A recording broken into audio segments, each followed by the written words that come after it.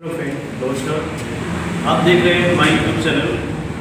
ठीक है, UP TET class चल रही थी, तो इसमें आपको बताया जा रहा था कि हिंदी की क्लास लैंग्वेज फर्स्ट। मैं अग्रज सिंह आपके सामने फिर से एक बार आया हूँ। इसमें आपको बताया जा रहा था कि जो हिंदी का आपको लैंग्वेज फर्स्ट में जो आप बता रहे थे कि अपठित गद्यांश, पहले तो मैं आपको सिलेबस बता रहा था। आज मेरी क्लास ये हिंदी का पहला क्लास है, इसमें आपको गद्यांश पढ़ाया जाएगा। ठीक है, गद्यांश में क्या होता है, एक आपको पैराग्राफ दिया जाएगा। ठीक है, उसमें आपको ऑप्शन दिया रहेगा, 4 ऑप्शन होंगे, उसमें क्वेश्चन भी होगा। उसमें आपको एक क्वेश्चन इसी में से छांट कर इसमें आपको दिखाना होगा। ठीक है, ये होता है। इसमें आपके 9 क्वेश्चन होते हैं, 1 से लेकर 9 तक। ठीक है, ये आपके सामने क्वेश्चन दिया है, देखते हैं क्या है इसमें। आप एक तो पैराग्राफ अगर आप करोगे तो आपको आराम से आ जाएगा कि हाँ सर कैसे पैराग्राफ लोग करते हैं। ठीक है, तो निम्नलिखित आप गद्यांश को पढ़कर प्रश्नों के सही विकल्प चुनें, ये आपको क्वेश्चन में दिया रहेगा ऐसे ही। तो आपका ये पैराग्राफ है। प्राचीन भारत में शिक्षा ज्ञान प्राप्ति का सबसे बड़ा स्रोत माना जाता था। व्यक्ति के जीवन को संतुलित और श्रेष्ठ बनाने तथा नई दिशा प्रदान करने में शिक्षा का महत्वपूर्ण योगदान था। सामाजिक बुराइयों को उसकी जड़ों से निर्मूल करने और तृप्तिपूर्ण जीवन के लिए शिक्षा की नितांत आवश्यकता थी।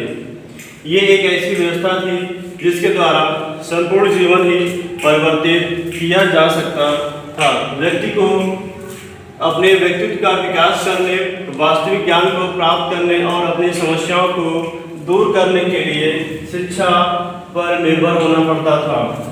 आधुनिक युग की भांति प्राचीन भारत में भी मनुष्य के चरित्र का उत्थान शिक्षा से ही संभव था।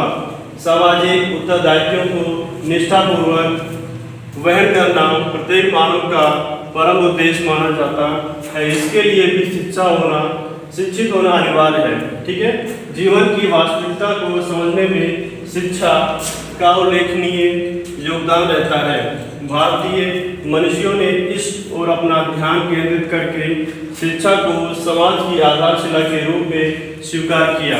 ठीक है, विद्या का स्थान किसी भी वस्तु से बहुत ऊंचा बताया गया है।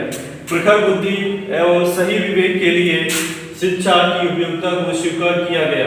ये माना गया कि शिक्षा ही मनुष्य को व्यवहारिक कर्तव्यों का पाठ पढ़ाने कि अगर मैं आपको पूरी क्लास में अगर ये पूरा पैराग्राफ लिख दूं तो ये मेरी वीडियो काफ़ी लंबी हो जाएगी। ठीक है, तो आपकी उसी के दौरान आपको एक क्वेश्चन दिया रहेगा। ये क्वेश्चन जो होगा, जो ऑप्शन में दिया रहता है, वो इसी में ही आपको ढूंढ के लिखना होता है। ठीक है, तो पहला क्वेश्चन क्या है, प्रस्तुत गद्यांश का सर्वाधिक उपयुक्त शीर्षक निम्नलिखित में से कौन हो सकता है। ये आपका क्वेश्चन है। ये आपके सामने है पैराग्राफ का जो आपका ऑप्शन है। ठीक है, ये आंसर दिए हैं 4। शिक्षा के लाभ, पहला है ये प्राचीन भारत में शिक्षा का विकास। ठीक है, तीसरा आपका क्या है, प्राचीन भारत में शिक्षा, भारतीय शिक्षा प्रणाली। ये आपके ऑप्शन है। यही ऑप्शन आपके जो होते हैं वही आंसर इसमें दिया रहता है। ये ऑप्शन आपको इसमें से ढूंढ के आपको उसको सही का निशान लगाना होता है। ये आपके ऑप्शन है।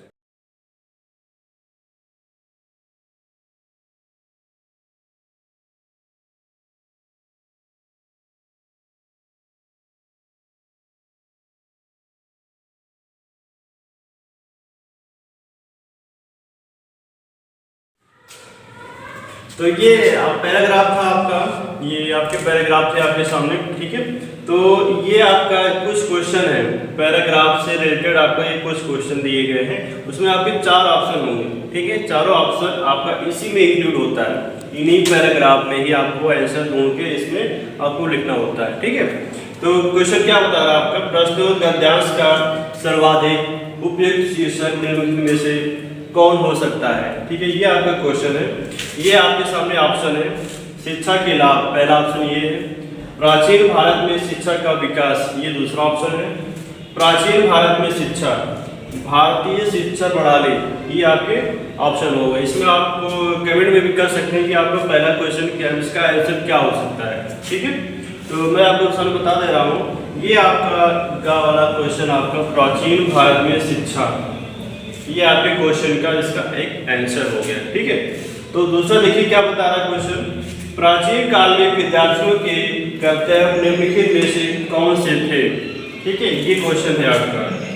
तो आप गेस कर सकते हैं कि इसमें आंसर क्या हो सकता है। कमेंट में करके आप बता सकते हैं कि इसका आंसर क्या हो सकता है। ठीक है, ये सारे क्वेश्चन आपके जो होते हैं इन्हीं पैराग्राफ के ही अंदर आपको दिए होते हैं, उनमें आपको देखना होता है, एक बार पढ़ना होता है, पढ़ के आप इसको कर सकते हैं। ठीक है, तो इसका ऑप्शन होगा आपका ये दूसरा होगा। ठीक है, पहला ऑप्शन गुरु के साथ रहना और सी वाला ऑप्शन भी गुरु की सेवा करना।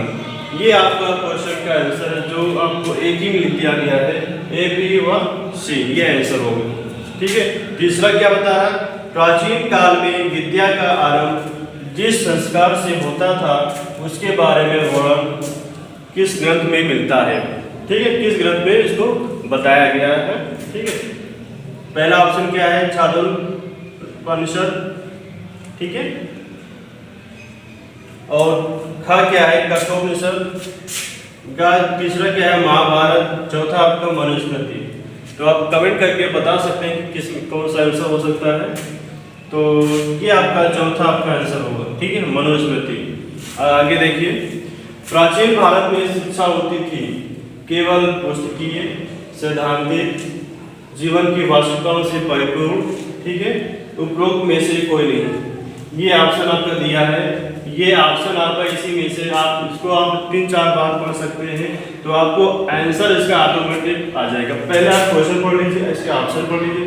ठीक है, तो आपका आंसर ऑटोमेटिक इसमें से आप ढूंढेंगे तो आराम से आ जाएगा। इसका क्या है, पहले जो शिक्षा होती थी वो आपको जीवन, आपके जीवन से रिलेटेड पढ़ाया जाता था, जो शस्त्र वगैरह पढ़ाते थे। ठीक है, कैसे आप उसको अपने अंदर आप डालोगे, कैसे क्या करोगे।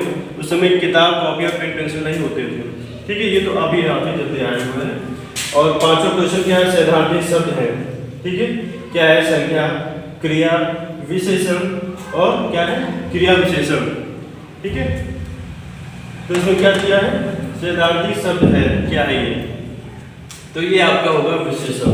ठीक है, बाकी की जो 4 क्वेश्चन जो बचे हैं वो मैंने आपको इसमें नहीं लिखा है, इसमें 4 क्वेश्चन और होंगे, 9 क्वेश्चन ऐसे आते हैं। ठीक है, तो ये रहा आपका पैराग्राफ। अगर और भी क्लास में करूँगा तो आपकी ये वीडियो काफ़ी लंबी हो जाएगी। ठीक है, तो ज़्यादा समय ना लेकर, वैसे भी 4 क्वेश्चन आते हैं ऐसे ही, मतलब ये मैंने आपको आधार बना दिया है। ठीक, आप क्वेश्चन आप भी बना सकते हो इसके अंदर।